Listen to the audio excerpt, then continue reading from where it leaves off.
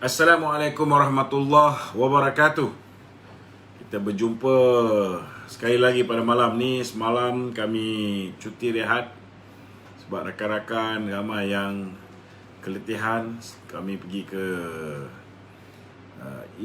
ke Manjung, Bandar Baru Seri Manjung semalam. Jadi hari ini kita akan mengulas tentang kes Datuk Seri Najib semalam. Untuk makluman tuan-tuan, semalam Datuk Seri Najib telah pun menerima notis kebengkerapan daripada Lembaga Hasil Dalam Negeri. Dan untuk makluman tuan-tuan, Datuk Seri Najib akan memfailkan rayuan terhadap notis yang dikeluarkan oleh Lembaga Hasil Dalam Negeri itu kepada Suruhanjaya Lembaga Hasil, Suruhanjaya Lembaga Hasil. Dan kita tunggu keputusan Suruhanjaya Lembaga Hasil. Kalau masih berterusan, maka kita akan gunakan kaedah undang-undang bagi cuba memastikan keadilan dapat diberikan kepada Datuk Seri Najib Tun Razak. Keduanya dalam kes yang melibatkan kes SRC juga, kes SRC. Semalam permohonan Datuk Seri Najib untuk meminta supaya kes RC yang dibicarakan di Mahkamah Rayuan ditangguhkan sebulan supaya kita boleh dapat dokumen-dokumen hasil siasatan pihak DOJ, kes yang melibatkan Tim Lesner, kes yang melibatkan mereka-mereka yang sudah pun bersetuju untuk membayar kepada DOJ, membayar kepada pihak-pihak berkuasa, dan dalam erti kata lain mengaku telah melakukan penyelewengan bersama-sama dengan Lau Teck Joe. Namun Hakim Mahkamah Rayuan semalam telah pun menolak permintaan Datuk Seri Najib untuk menangguh kes beliau di Mahkamah Rayuan untuk tempoh 1 bulan, seperti mana yang diminta oleh pihak peguam Datuk Seri Najib. Namun jangan bimbang, kita ada peguam-peguam yang hebat macam Tan Sri Syafiee dan rakan-rakan beliau yang membela Datuk Seri Najib. Cuma kita mengharapkan semoga beliau memperolehi keadilan di Mahkamah Rayuan, tuan-tuan.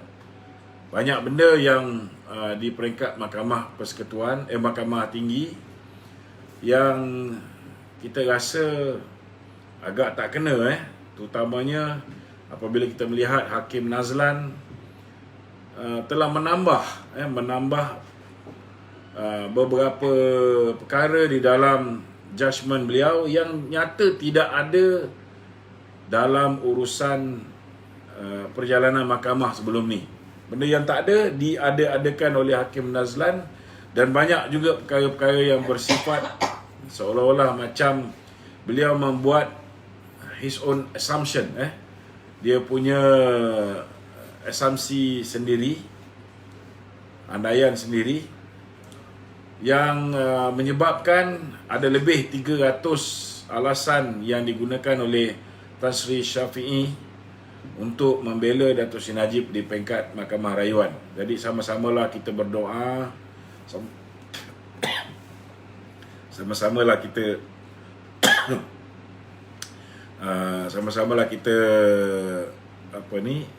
melakukan solat hajat. Semoga Datuk Seri Najib memperolehi keadilan di Mahkamah Rayuan, dan seterusnya kita mengharapkan semoga beliau dibebaskan,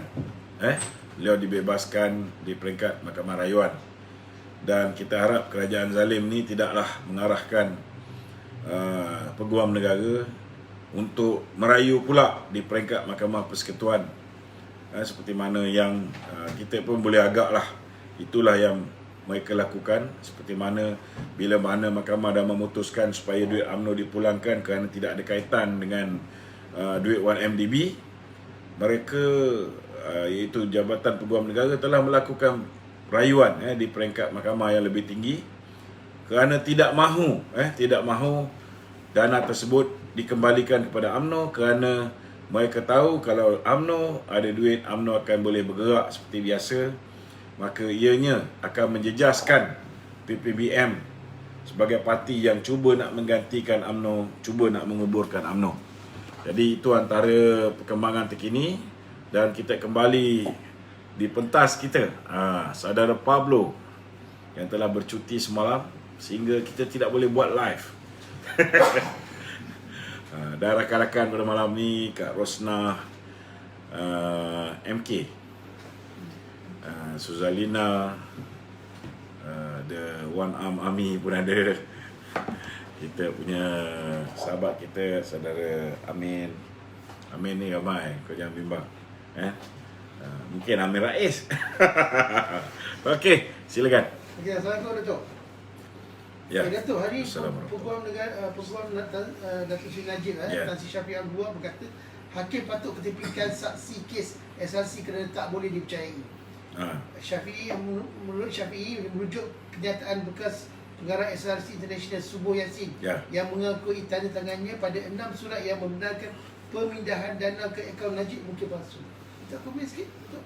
6 surat? 6 surat. Bukan 6 tu. Kau baca betul-betul 6 ke 16.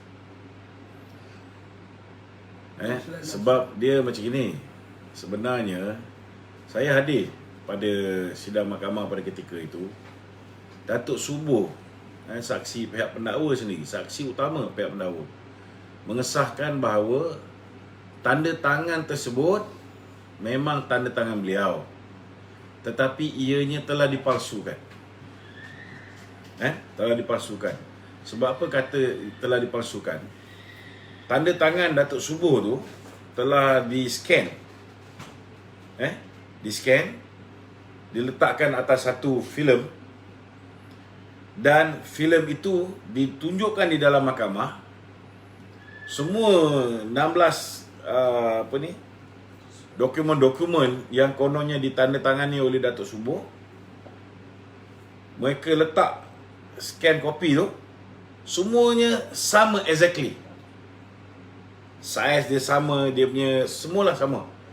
Itu yang mahkamah sendiri mengesahkan bahawa memang ada pihak yang telah memalsukan dokumen tu. Jadi pihak yang memalsukan dokumen ni, kita kena tanya dengan Latifah Koya lah. Siapakah yang telah memalsukan dokumen-dokumen yang mula-mula Datuk Subuh kata itu tanda tangan dia, selepas Datuk Tan Sri Shafie menunjukkan perkara tersebut, semuanya sama exactly, seolah-olah macam photostat, baru dia mengesahkan bahawa tanda tangan dia tu telah pun dipalsukan. Dan yang paling peliknya, inilah satu-satunya mahkamah dalam dunia ni yang menjatuhkan hukum ke atas seseorang setelah 16 dokumen palsu digunakan sebagai bukti di dalam mahkamah. Kita tak payah cerita yang bab-bab lain. Contohnya, hakim ni tak pernah mengadili kes jenayah. Hakim ni hakim mahkamah komersial. Tetapi orang yang awal menjadi hakim, iaitu Hakim Sofi Razak, beliau seminggu menjadi hakim kes tersebut. Tiba-tiba bila Tuan Dr. Mahathir mengubah hakim, melantik ketua hakim negara yang baru, Tan Sri Richard Malanjun, Hakim Sofi Razak ini telah pun Sofia Razak ke apa? Telah pun dikeluarkan daripada menjadi hakim dan diambil hakim daripada mahkamah komersial yang tidak ada pengalaman dalam menguruskan kes jenayah, tiba-tiba diberikan peranan mengadili kes Datuk Seri Najib yang merupakan kes jenayah berprofil tinggi. Tak pernah berlaku juga dalam sejarah. Tapi zaman Mahathir boleh ni, semua boleh lah. Itu sebabnya banyak benda lagi yang kita boleh pertikaikan. Kenyataan-kenyataan yang dikeluarkan oleh Nazlan contohnya. Dia kata kalau Bank Negara bagi nasihat kepada Datuk Najib pun, Datuk Najib tidak akan peduli kerana Datuk Najib terlalu berkuasa. Mana ada hakim yang boleh membuat andaian? Kecuali kalau dia diarahkan untuk pastikan Datuk Seri Najib ni kena Hanya hakim macam ni je yang boleh membuat andaian sedemikian. Tak pernah berlaku dalam sejarah. Hakim biasa membuat keputusan berdasarkan kes yang dibentang depan dia. Tapi hakim ni dia sendiri boleh jadi pihak yang judge, yang boleh membuat andaian ke atas Datuk Seri Najib. Dia kata kalau Datuk Seri Najib ni dinasihat oleh Bank Negara pun dia takkan dengar. Siapa dia nak buat judgement sedemikian rupa? Kan? Ini benda-benda pelik, antara benda pelik yang berlaku ketika penghakiman dibuat ke atas Datuk Seri Najib Tun Razak. Ada banyak lagi lah benda-benda pelik. Kau boleh bangkitkan sesuatu, aku boleh ulas. Okey, Renzo, berkenaan dokumen yang di SCB yang diberi oleh SPRM memberikan Latifah Koila. Tidak akan SPRM itu sendiri sebagai lembaga rasuah negara ni, dia boleh berbuat demikian sehingga tanda tangan pun dipalsukan. Dia banyak benda yang tidak mengikut undang-undang telah dilakukan oleh SPRM zaman Latifah Koya. Antaranya rakaman perbualan Datuk Seri Najib dengan isteri dia pun boleh keluar dalam mahkamah. Rakaman perbualan Datuk Seri Najib dengan putera mahkota UAE pun boleh keluar dalam mahkamah. Macam mana benda ni boleh berlaku? Boleh disebarkan oleh Ketua Pengarah SPRM ataupun Ketua Pesuruhjaya SPRM, Latifah Koya. Benda ni sangat pelik. Tak pernah berlaku sebab kena ingat hanya ada beberapa departmen, dan bila ditanya oleh Latifah Koya siapa yang merakam benda ni, pandai pula takut, tak nak beritahu. Sebab apa dia tak nak beritahu? Dia kata dia orang bagi dia. Kenapa dia tak beritahu bahawa agensi dia merakam? Atau pihak MIO yang merakam? Atau pihak Special Branch yang merakam? Ataupun pihak ME10 yang merakam? So dia kena beritahu. Sebab orang yang merakam perbualan mana-mana manusia di dalam Malaysia ini perlu mendapat kebenaran daripada peguam negara. So merakam perbualan seseorang tanpa mendapat persetujuan ataupun kelulusan daripada peguam negara adalah satu kesalahan. Sepatutnya kalau kita yang memerintah ni, kita boleh hadapkan Latifah Koya ke muka pengadilan. Dan akibat daripada apa yang dibuat oleh Pakatan Harapan ni, itu yang bila Muhyiddin pergi berjumpa dengan putera mahkota UAE, dia balik dengan tangan kosong. Sebaliknya, UAE pula mengumumkan melabur lebih kurang dalam 34 bilion US dollar di Indonesia. Padahal yang datang ke UAE ialah Muhyiddin, tapi nak tunjukkan marah itu, dia melabur ke Indonesia 34 bilion. Macam juga Muhyiddin datang, pertama nak jumpa dengan King Salman, tak dapat jumpa. Lepas tu dia orang kata dia orang berjumpa secara maya. Ada nampak? Ada bukti? Berlakunya perbualan antara King Salman dengan Muhyiddin secara maya? Tak ada. Yang ada, dia umumkan 10,000 kuota haji baru. Dan apa jadi? Apa jadi bila dia umum 10,000 kuota haji baru? King Salman terus pecat Menteri Haji.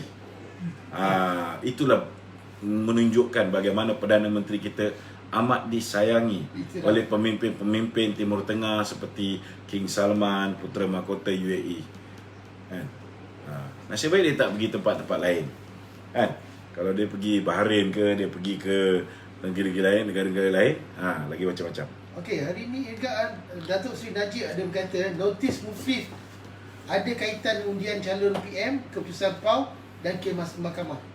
Tiba-tiba rundingan dihentikan dan notis berkat ini diserahkan kepada saya. Betul lah. It is all politically motivated. Pertama, kerana ada seorang manusia bernama Sabin, orang Sabah, yang cuba menggunakan penderaan ke atas orang UMNO ni untuk mengekalkan kedudukannya sebagai CEO Lembaga Hasil Dalam Negeri. Dan memang berjaya. Bukan hanya dia berjaya meyakinkan Mahathir, Bila tukar kepada Muhyiddin pun dia berjaya meyakinkan Muhyiddin. Dan Tengku Zafrul pun menyambung kedudukan beliau, walaupun dah pencen, sambung lagi 2 tahun. Kan? Ini cara orang cek makan. Tetapi kalau Sabin saja bertepuk sebelah tangan, tak jadi. Betul tak? Kezaliman ini sudah pastilah setelah mendapat lampu hijau daripada Muhyiddin Yassin. Kan? Itu je. Okey, hari ni Datuk Tan Sri Syarif Samad kata UMNO mampu bertahan selama 22 bulan sebagai pembangkang di bawah kerajaan PH. Walaupun sebelum itu pemimpin parti itu dituduh bergantung pada jawatan dan kontrak kerajaan. Betul. Dia juga kata UMNO mampu melakukan perubahan dalam parti termasuk tidak memegang jawatan Perdana Menteri dalam kerajaan. Tak komen sila tu. Termasuk tidak memegang jawatan Perdana Menteri dalam kerajaan masa Pakatan Harapan lah. Maksud dia, kau kena betul ayat kau tanya dengan aku ni. Aku bagi betul kan. Aku tak dengar apa Tan Sri Syarif cakap, tapi aku nak beritahu kau apa Tan Sri Syarif cakap. Tan Sri Syarif cakap UMNO boleh berdikari. Kita tak semestinya pegang jawatan untuk hidup. Kita boleh menjadi pembangkang, kan? Dan kita tak terlapak nak jadi Perdana Menteri, kan? So tak ada masalah untuk kita menjadi pembangkang. Dalam arti kata lain, sekarang ni dah tiba masa kita tarik sokongan kepada Muhyiddin. Walaupun bila kita tarik sokongan ni kita jadi pembangkang, tak ada masalah. Lebih baik jadi pembangkang bermaruah daripada duduk dalam kerajaan kita jadi budak suruhan Muhyiddin yang semakin hari semakin jauh daripada rakyat. Tak pernah mendengar denyut nadi rakyat, tak pernah faham kesiksaan rakyat. Hari ini setiap hari orang nak minjam duit, orang minta tolong, minta bantuan, beras dah habis, tongges dah habis. Nasi dah tinggal dia tunjukkan dia punya balang tempat isi beras tu dah tinggal beberapa butir, tak sampai segenggam. Ini masalah orang, masalah rakyat Malaysia. Tetapi ada lagi pemimpin UMNO yang masih nak bersama dengan mereka. Itu yang dimaksudkan dengan kenyataan Tan Sri Syarif Samad. Aku nak bagi kau faham kalau kau tak faham. Aku belum baca, tapi boleh baca. Itu sebab orang macam Tan Sri Syarif ni, walaupun dia dah berumur, tapi pemikirannya masih tajam. Dan dia tak lari daripada perjuangan. Orang macam ni kita betul respect.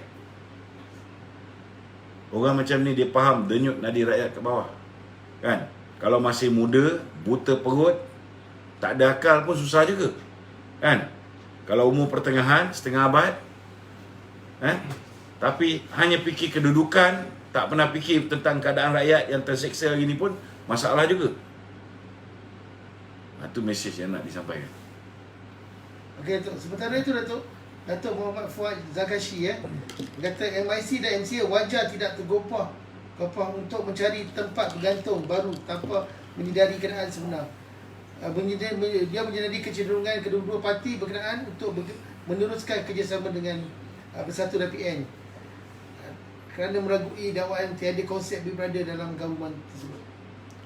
Pertama sekali saya rasa ada benda yang Presiden MCA dengan Presiden MIC ini tidak berpuas hati. Tapi tak apa. Dalam sebuah pakatan tu biasalah, kan? Sedangkan lidah lagi tergigit. Cuma kita jangan terlalu cepat menghukum, kan? Kita tengok kedudukan mereka. Sebab kalau kita dengar kata macam orang macam Papa Gomo umpamanya, saya dengar Tan Sri Vicky kata kita akan memberikan sokongan kepada Tan Sri Muhyiddin sehingga keputusan sebaliknya diambil oleh Dewan Tertinggi BN. Maksudnya dia masih lagi berlapis. Dia tak macam Presiden PAS. Terang-terang dia beritahu bahawa mereka akan bersama dengan Perikatan Nasional dan menyeru semua NGO bersama dengan Perikatan Nasional. Itu dah terang, kan? Lepas tu menuduh pula bahawa UMNO hari ini sudah menyeleweng. Tapi percayalah, dengan PAS sekalipun, silap-silap di hujung Sekarang ni mungkin dia risau dengan direct nego projek, projek-projek daripada atas G7 sampai ke G1 ni semua kan. Dia orang dah dapat, tengah buat semua sekali, tiba-tiba kita tarik diri daripada kerajaan. Apa jadi projek ni? Betul tak? Tapi tak apa, kita tenang. Biar dia orang buat dulu benda ni semua. Kita tunggu apa keputusan di hujung nanti. Ya, Datuk. Mesyuarat. Mana tahu bila time dah berubah pilihan raya, mereka berubah. Okey, Datuk, berkenaan pembatalan mesyuarat Dewan Tertinggi BN semalam mesyuarat dibatalkan kerana parti Komunis BN mendakwa tidak menerima notis tentang pemakluman mesyuarat berkenaan. Minta komen sikit, Datuk. Ya biasalah. Kalau tengah bercinta ni kan, hantar SMS pun datang. Bila ada benda dia tak puas hati kan, hantar telegram pun tak datang. Itulah biasalah kan. Tapi rasanya bab tak datang mesyuarat ni bukan kali pertama. Dah 2 kali tak datang mesyuarat. Hari semalam dia tak datang 3 kali lah. Takkan tiga-tiga dia tak dapat tu? Tak apalah, tak ada kisah. Dia orang ni mungkin tak tahu bahawa kalau tak ada BN sekalipun, UMNO masih boleh bertanding atas tiket UMNO. Dia lupa. Betul UMNO tak pernah bertanding atas tiket UMNO. Tetapi UMNO adalah sebuah parti yang berdaftar dan logo UMNO boleh digunakan dalam pilihan raya. So siapa juga yang cuba nak sabotaj, kita tak tuduh sesiapa. Kita tahu rencana puak-puak ni memang nak sabotaj. Itu sebab bila saya cakap ada orang yang cuba nak membeli, saya cakap Hamzah Zainuddin. Hari ni ada anggota polis datang, besok saya kena pergi ke balai polis Brickfield. Tak apa, tak ada masalah. Kita bagi keterangan tapi jangan sampai bila tukar kerajaan orang lain pula yang didakwa.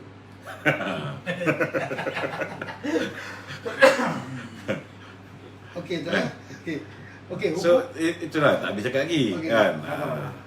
Bila kita cakap ada orang cuba nak membeli MIC MCA ni, sudah pastilah kita tahu maklumat perjumpaan dan sebagainya kan. Ada yang sampai nak macam-macam cubaan untuk menggoda ahli-ahli parlimen kita kan. Ada yang sampai nak menghantar sesuatu kan untuk orang tu datang. Saya tak boleh sebut lah. Kalau sebut nanti dia orang tahulah kan. Kita tahu setiap perkembangan. Sampai berapa banyak pasang kasut anak dia jual pun kita tahu. Itu je. Okey, Datuk, hari ni Timbalan Presiden Bersatu Datuk Seri Ahmad Faizal Azamu berkata dalam zaman politik baru ni istilah parti politik yang baru setahun jago tak boleh menjadi pemimpin adalah tidak tepat apabila sebuah parti mampu memberi khidmat terbaik untuk rakyat. Betul. Memanglah parti jagung, parti setahun jagung tak boleh jadi kerajaan tu tak tepat. Betul. Sebab adanya orang yang bodoh macam PKR, DAP yang telah merosakkan sistem demokrasi di Malaysia. Sebab apa? Sebab kalau nak ikutkan yang patut jadi Perdana Menteri bukan Mahathir. Yang patut jadi Perdana Menteri Anwar Ibrahim. Parti dia menang 49 kursi. Apa bagi kat Mahathir bebal ni hanya menang 13 kursi jadi Perdana Menteri. Tapi tak boleh marahkan PKR, DAP dengan PAN saja. UMNO pun sama juga. Kau ada 43 kursi.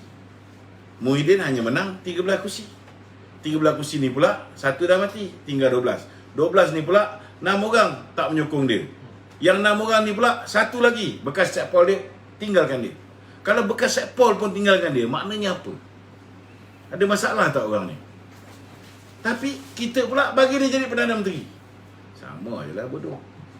Tapi kita bagi pun sebab Agong yang pilih, bukan kita bagi kan. Yalah. Agong menasihatkan ketua-ketua parti berpakat Bukan Agong untuk mengelakkan daripada berlakunya pilihan raya. So, berpakat untuk memilih seorang pemimpin menjadi Perdana Menteri. Cuba bayangkan kalau ketika itu kita tak bersetuju untuk mengangkat orang daripada parti minoriti menjadi Perdana Menteri. Apa jadi kat Muhyiddin Yassin?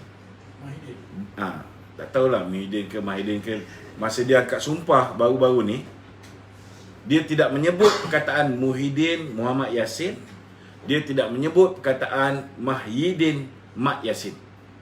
Yang dia sebut Midin Muhammad Yassin. Tu orang ketiga. Aku pun tak tahu Perdana Menteri kita ni apa masalah. Kan? Dah terganggu ni. Aku cerita pasal apa tadi? Pasal tu, nama siapa tiga?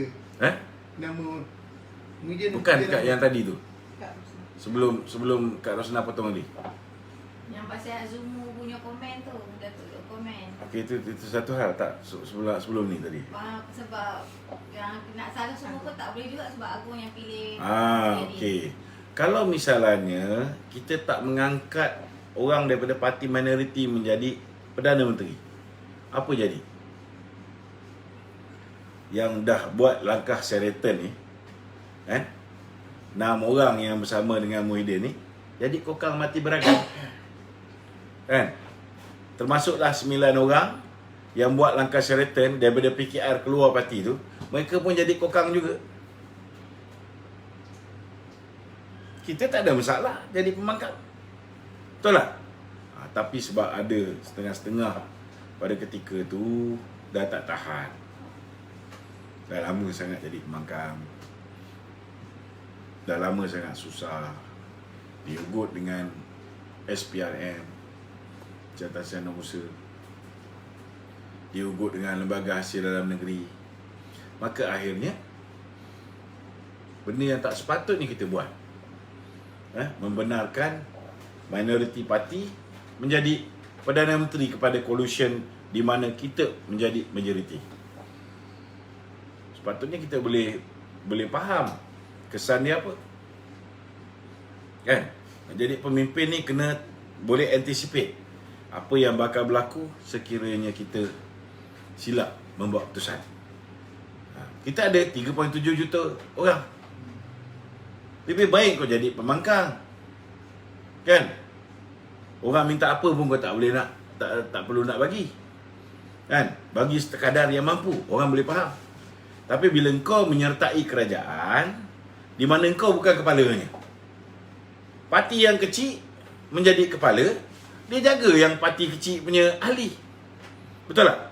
So yang tinggal serpihan untuk kita ni, kita kena pakat untuk jaga yang ramai ni. So munasabah lah. Macam mana sebuah parti, sebuah company yang tidak ada jentera, tidak ada machinery, tidak ada engineer, tidak ada kontraktor, diangkat menjadi main con.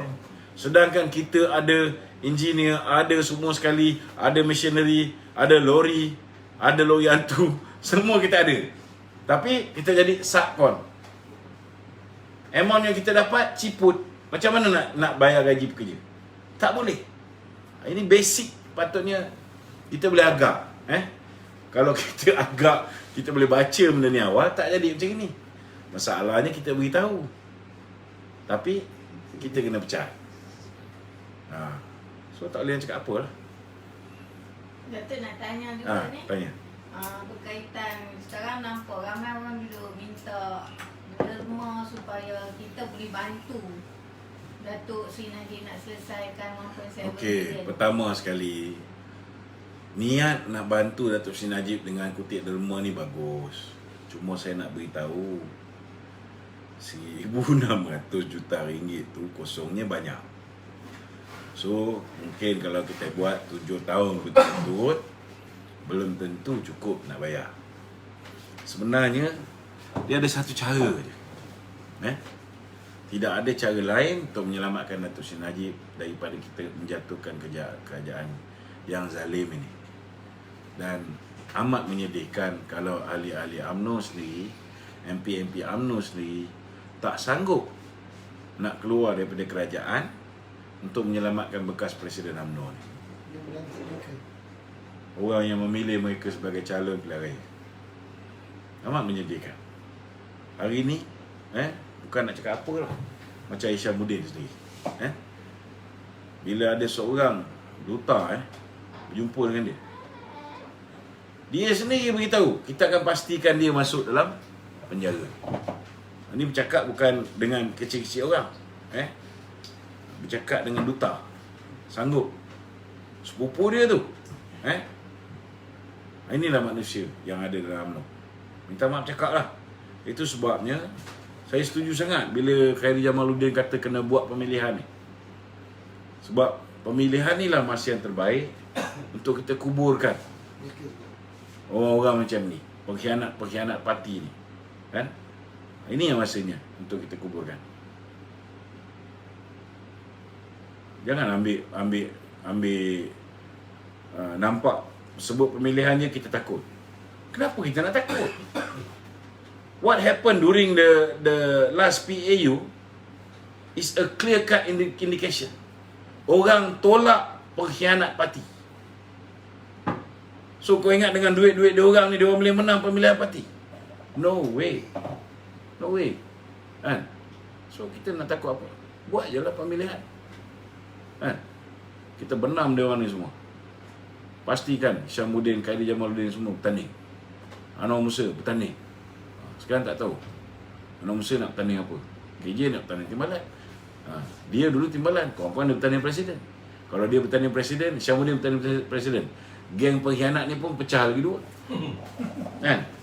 Apa kita nak bimbang sangat? Okey.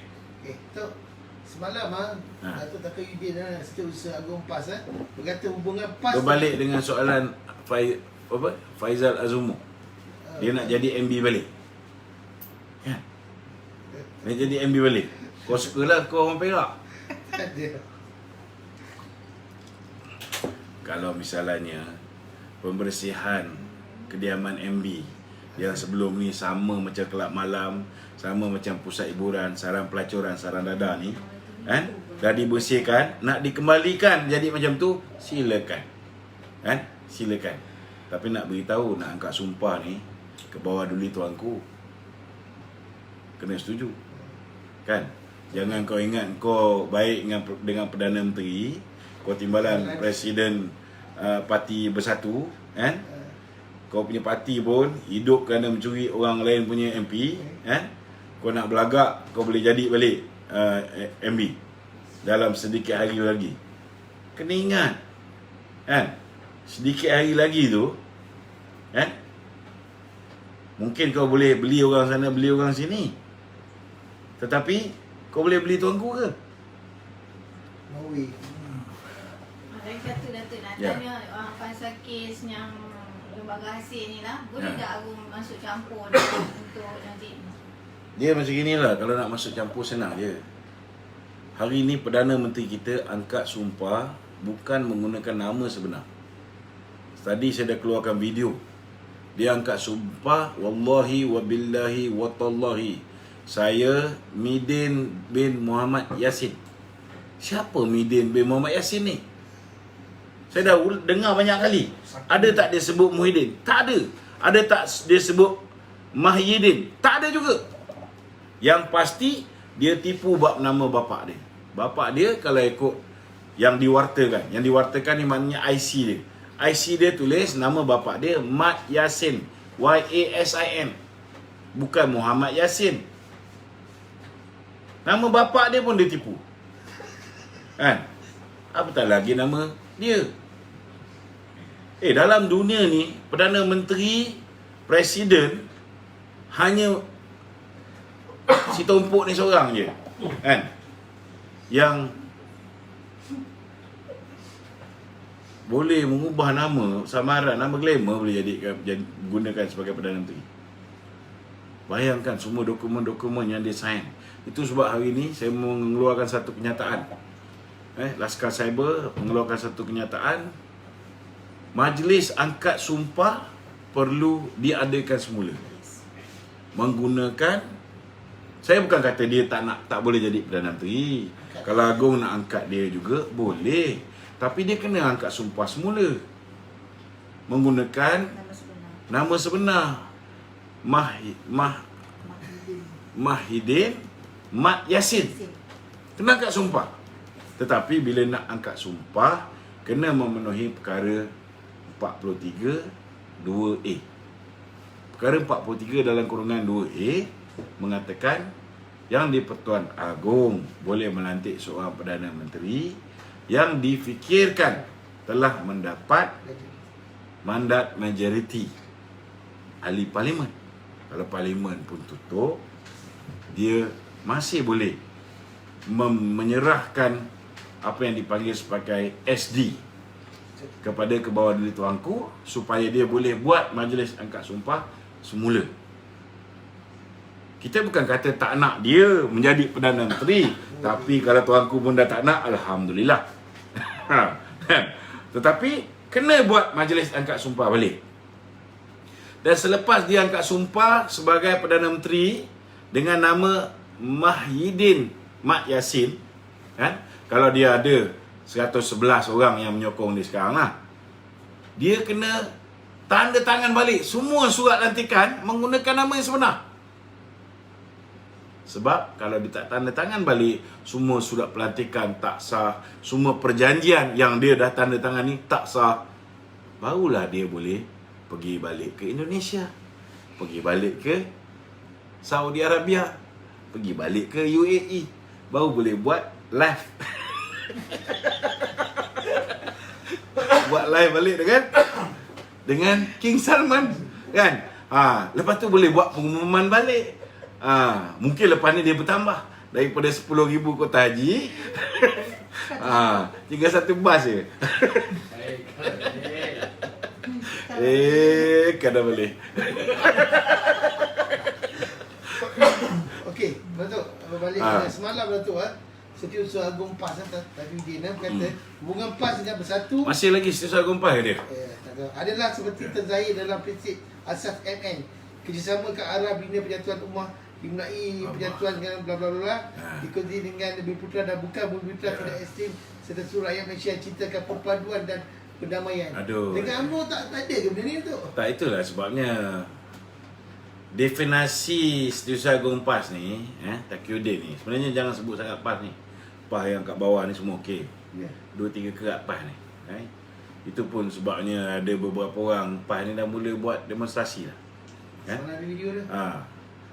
Mereka ni sebenarnya nak cerita pasal apa? Cintakan kedamaian, cintakan apa yang dia buat. Sama-sama dalam satu kelompok, satu pakatan pun dia anyaya, dia tahan duit kita, dia nak penjarakan pemimpin kita, dia bully kita. Pengagihan kursi tak adil. Pengagihan jawatan menteri tak adil. Nilai value kementerian Cak Ayam banyak dia bagi pada kita. Semua tak adil. Pilihan raya kecil, pilihan raya negeri di Sabah, mereka khianat kita. So, itu ke kedamaian dalam Islam? Islam apa yang dia cakap ni? Islam ke kapal selam? Nak tanya dengan Taqiyuddin ni. Dia Islam ke kapal selam? Dia lawyer je bro. Lawyer buruk. Lawyer buruk je. Bukan ahli mana pun. Hari ni orang-orang PAS kat bawah ni menyampah dah. Dengan puak-puak publika ni. Baik dia, baik Takiri, baik apa nama Samsuri, orang nak meluat, orang PAS nak meluat. Orang PAS ni lebih boleh menilai siapa kawan-kawan yang benar-benar kawan-kawan yang mereka boleh percayai. Kan? Dia orang pun tak nak dengan Bersatu. Kalau dia orang boleh khianat UMNO, lepas tu dah khianat UMNO dah maafkan, boleh kerjasama, UMNO angkat dia jadi Perdana Menteri, pun dia nak sumbat kita dalam penjara, pun dia asak kita guna lembaga hasil dalam negeri, guna SPRM, guna polis. Kita nak kerjasama lagi orang macam ni. Besok lusa, bila PAS dah tak nak dengar cakap dia, PAS dah tak nak jadi kuda tunggangan pada dia orang PAS pula dia dera. Cuba tanya dengan kawan-kawan dalam PAS. Bila time PAN berkuasa. Tolong telefon login bro. Okey, ada apa lagi? Nak tanya pasal vaksin je. Nak tanya pasal Okey, kita tanya lain hari sebab saya ada meeting yang penting. Assalamualaikum warahmatullahi wabarakatuh.